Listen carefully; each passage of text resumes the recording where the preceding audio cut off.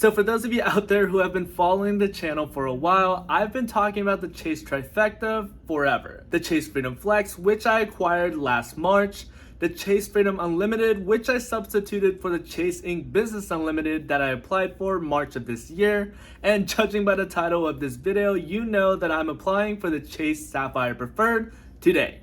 Completing the Chase Trifecta, one of the best credit card trifectas that you can get your hands on. And the second reason, to be able to start using Chase's 14 different unique transfer partners, especially Hyatt hotels. And judging how my girlfriend's application process went in the previous video, you can definitely tell that I'm pretty nervous here. Currently, if you didn't know, there are two limited time sign-up bonus offers for the Chase Sapphire Preferred. The first is an in-branch offer that consists of two spending requirements. The first is an 80,000 point offer after spending $4,000 within the first 3 months of account opening. The second part of it is spending an additional $2,000 within the first 6 months of account opening for an additional 10,000 points. In total, if you were to complete both spending requirements, you're looking at 90,000 ultimate reward points. The second limited time sign-up bonus offer that just became available either online or via referral links is an 80,000 point offer after spending $4,000 within the first 3 months of account opening. Very similar to the in-branch offer, just excluding that extra $2,000 that you're required to spend. And the online version is exactly the offer that I'll be applying for today. But before we start, here's some other information that you need to know about if you want to apply for the Chase Sapphire Preferred yourself. For ways to earn, the card gets you 5x back on travel purchases through Chase's Ultimate Rewards portal, 2x back on other travel purchases, which is good for a variety of travel related purchases, which I like to point out are actually pretty versatile as a lot of other credit card issuers don't cover as many. 3x back on dining, including eligible delivery services and takeout and dining out, 3x back on online grocery purchases,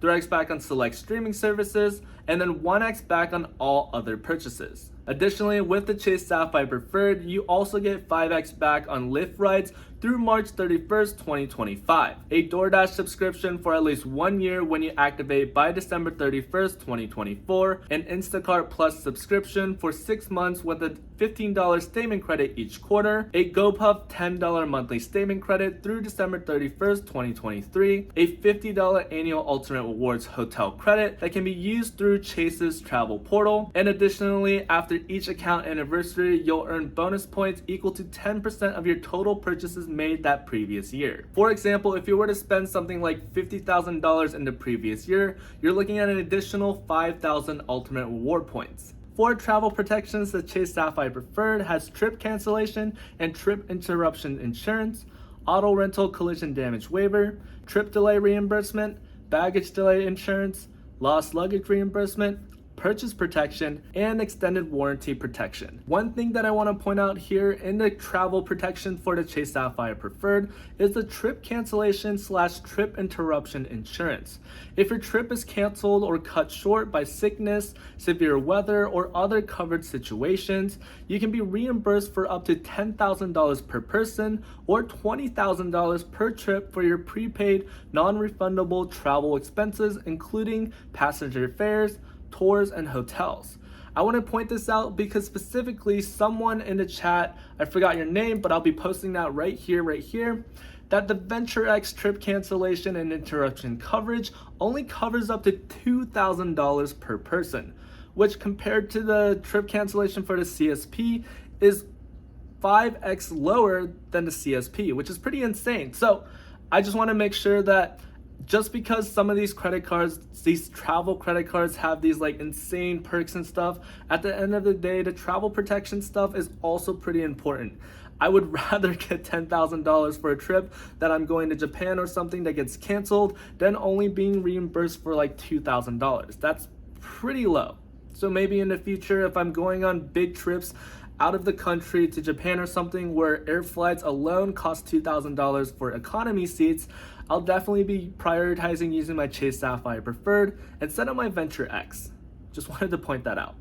And before we go over my personal credit score data points with Experian and Equifax, I just want to mention that I did try to pull from my TransUnion credit score account, but for whatever reason, TransUnion's was behind a paywall. But for my Experian data points, I have a 784 FICO 8 score and 6 total inquiries, with the 7th one being the most recent inquiry for my Chase Sapphire Preferred application. And funnily enough, I can actually name exactly what each of these inquiries were for. This one was for the Capital One Venture X. This one was for the City Custom Cash that I was rejected for.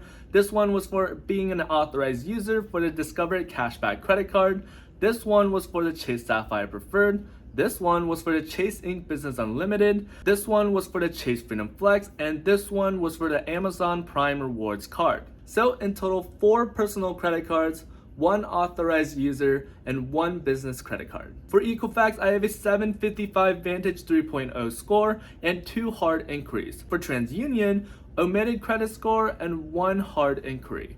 And you always want to check all 3 because Chase pulls from different credit bureaus depending on where you live. For example, in North Carolina, they primarily pull from Experian, which is why my Experian account has the most hard inquiries amongst the 3. But if you remember what the Chase representative said during my girlfriend's application, Chase actually used TransUnion because my girlfriend lives in Maryland. Additionally, you have to remember Chase's 524 rule, where you can't get approved for most Chase personal credit cards if you've opened 5 or more personal credit cards within the last 24 months. Keywords being personal and credit cards. So now that we've talked about my personal credit card setup, as well as my personal credit score data points, let's swing over and get into the application process. So you always want to use a referral link because everyone loves free money, and why not share the love? For my own, I'll be using Grace's new referral offers so that we can capitalize on earning more ultimate reward points.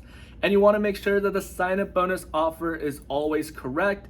And with that, let's begin. So if this is your first time ever seeing a personal credit card application process, it's pretty straightforward. The part that Chase really cares about is your social security number to check your credit score information, and whether or not you own or rent property, and what your employment status is and your total gross income. Zooming into the text under the box, it states that this is what you earn or reasonably expected to earn in a year. If you're 21 or older and regularly use income from others to pay your bills, you can include that too. Alimony, child support, or separate maintenance income need not to be revealed if you do not wish to have it considered as a basis for repaying this obligation. If you include non-taxable income, income that you or your tax advisor has determined isn't subject to income tax, increase that amount by 25%, which in short does suggest that you do have some leeway here, but as with any other application process, please try to be reasonable here. Alright, so judging by what happened during my girlfriend's application process, I'm pretty sure I'm going to be rejected from the get-go. I technically have like 6 credit card pulls that will appear on my Experian credit score bureau thingy, and while technically 2 of them don't count, I'll probably have to explain it to a representative. Click that submit button and the wait begins. I swear that this loading screen never doesn't stress me out.